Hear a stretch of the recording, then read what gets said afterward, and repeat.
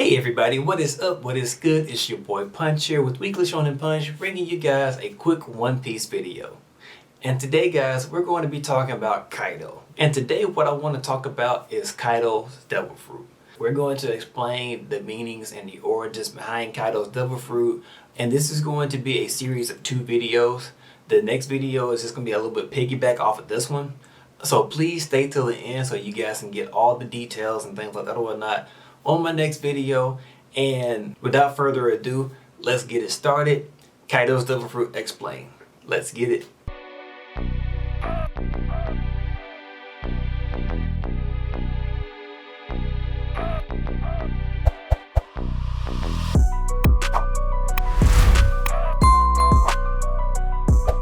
So, after years and years of hype and build-up, we finally got it. We finally know what Kaido's Devil Fruit is.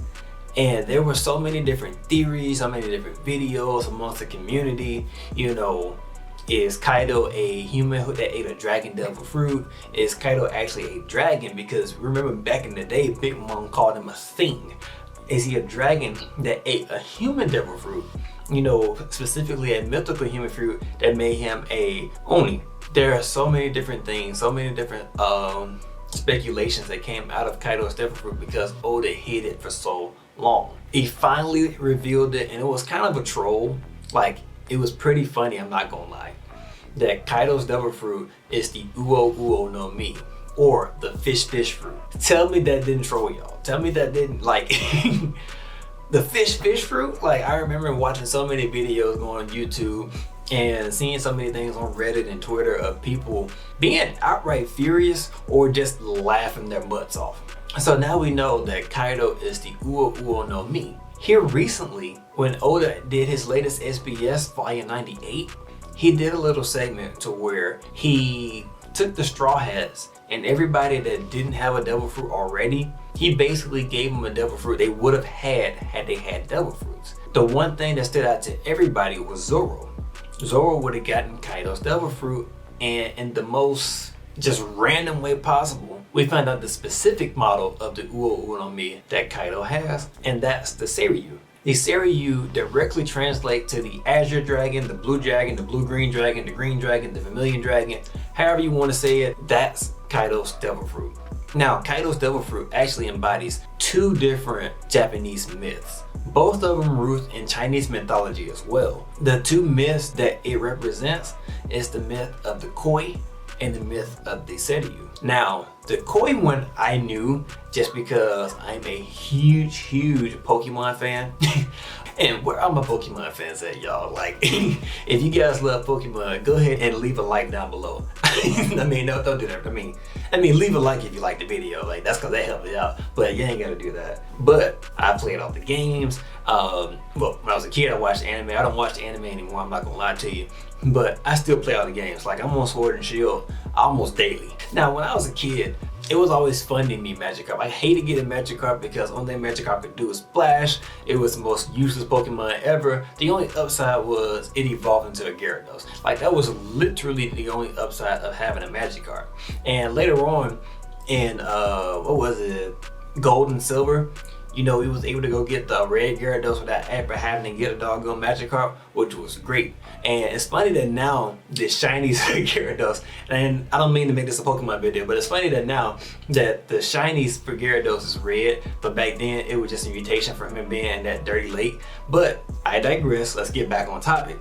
Kaido represents the mythology behind Magikarp and Gyarados. And once I got older and started to wanted to know where different Pokemon got their name from, their origins from, I actually found out about this myth.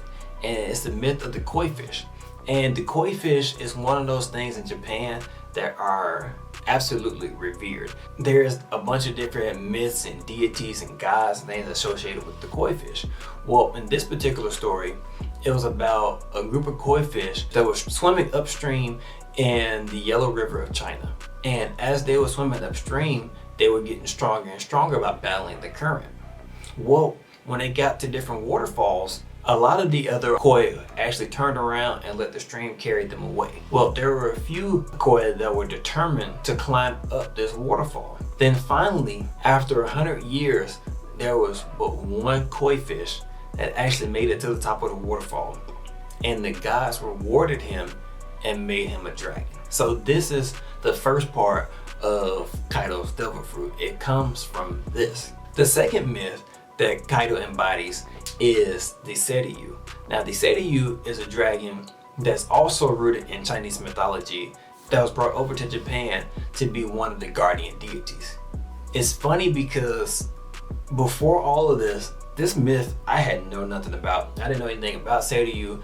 The only thing I knew about Seiryuu was he was a character in Yu Yu Hakusho, which Yu Yu Hakusho is another one of my favorite animes. Again, if you guys like Yu Yu Hakusho, you know what to do. That like button, go ahead and hit it. You know, wherever it's at on the screen, go ahead and hit that button. I know you want to. Again, just kidding guys, just kidding. But even in Yu Yu Hakusho, the character Seiryuu, I mean, he had dragon-like features and things like that or whatnot, but I never put two and two together that, you know, it was, I just thought it was a name. Yeah, I just thought it was a name. I didn't know it was an actual mythological creature from Japanese or Chinese culture. But Kaido fits the mold of this dragon very, very well. Seiryuu is a large blue-green dragon with a long tongue, which Kaido is a large blue-green dragon with a long tongue. Pause. His home is in the eastern sky, and the eastern sky represents Wano, because we know that Wano is the Japan of One Piece, and Japan is in the east. Okay. He spans 7 of the 28 Chinese constellations, and that shows just how big Kaido is, because Kaido, when he's in his dragon form, he is monstrous in size. And this next bit of lore about the Seiryuu links directly to Onigashima and Kaido. In Japan, the Azure Dragon is one of the 4 guardian spirits of cities and is said to protect the city of Kyoto on the east. The west is protected by the white tiger, the north is by the black tortoise, and the south is by the vermilion bird. In Kyoto, there are temples dedicated to each of the guardian spirits. The Azure Dragon is represented in the Kiyomizu Temple in eastern Kyoto, and to me the Kiyomizu Temple is directly representative of Onigashima, because as it reads, before the entrance of the temple there is a statue of the dragon which is said to drink from the waterfall within the temple complex at nighttime. And we know that Onigashima used to have a statue of a dragon in front of it until, and spoilers for anime onlys, until Ace destroyed the dragon statue. And therefore, each year a ceremony is held to worship the dragon of the east, or the Fire Festival. So that, to me, there's a lot of things in Chinese and Japanese mythology that link to Kaido's character and who Kaido is. And again, remember those things because they are going to be in my next video. I'm going to tie it back to a certain character in the story, because now with Kaido's devil fruit being named and we see what kind of devil fruit it is, the Seiryuu, that means the blue dragon. Kaido's a blue dragon.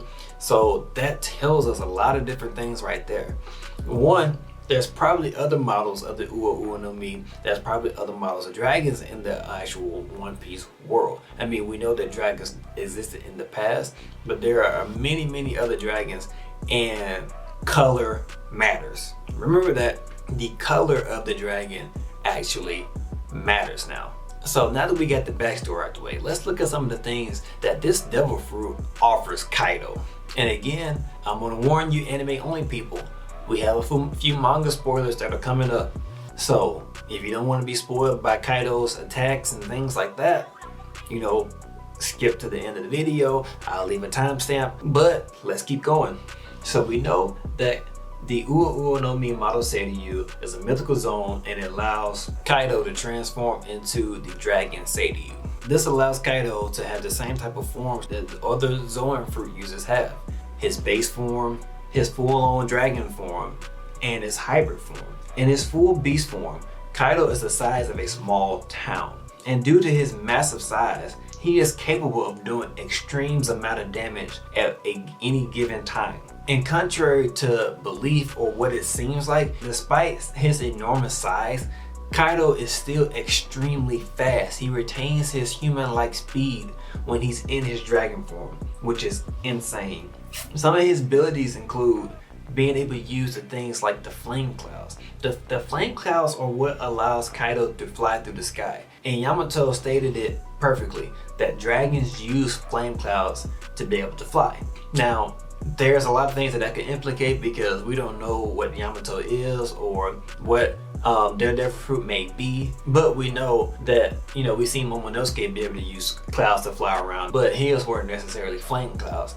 Maybe all the dragons of One Piece needs some sort of cloud to be able to fly. We see a huge impressive feat that Kaido was able to use these same flame clouds to pick up the entire Onigashima and have it fly across the sea where he's trying to move it to the flower capital.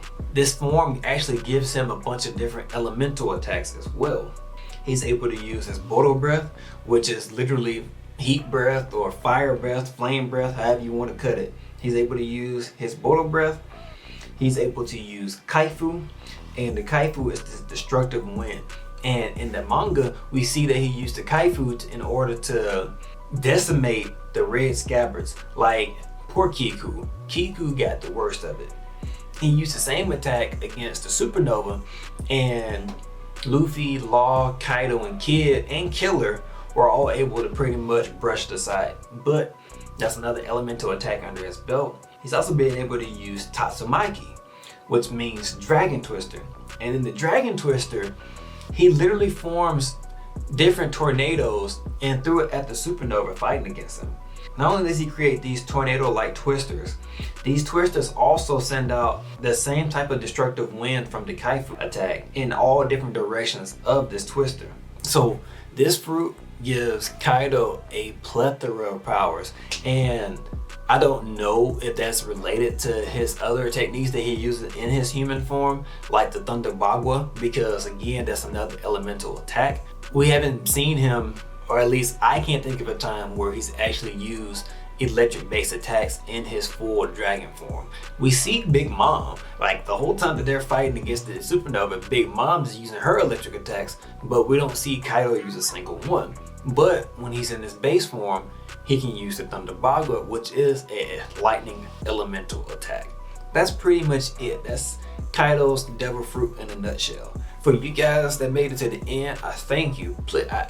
I really do appreciate you guys for watching this video, watching it out and hearing me out.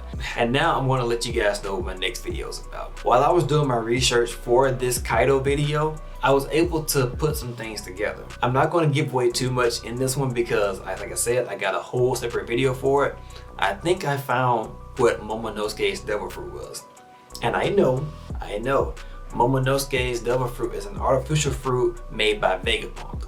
But as we can see, Vegapunk's fruit is on a completely different level than Caesar Smiles. I know that Oda already said in the SBS that certain Smile Fruit users can do a full transformation, but Vegapunk has proven to be smarter than all the other scientists in every way possible. And even though that this fruit is considered a failure, we see that Momonosuke can change into a full-blown dragon. Remember when I said color is important? Momonosuke is a completely different color than Kaido. Now that we know that color matters, now that we know that there's a lot of things rooted in Japanese and Chinese mythology, I feel like I know what Momonosuke's Devil Fruit is based on, and it's not on Kaido like many of us assumed before. But let me know in the comment sections, are you guys excited to see that video? Or let me know your guesses of what you think that Momonosuke's Devil Fruit is. But that's all I got for this video today, guys. Thank you for watching again. Like, comment, subscribe, because that does help me out. Share this with your friends and family. Till next time, I'll talk to you guys later. Bye-bye.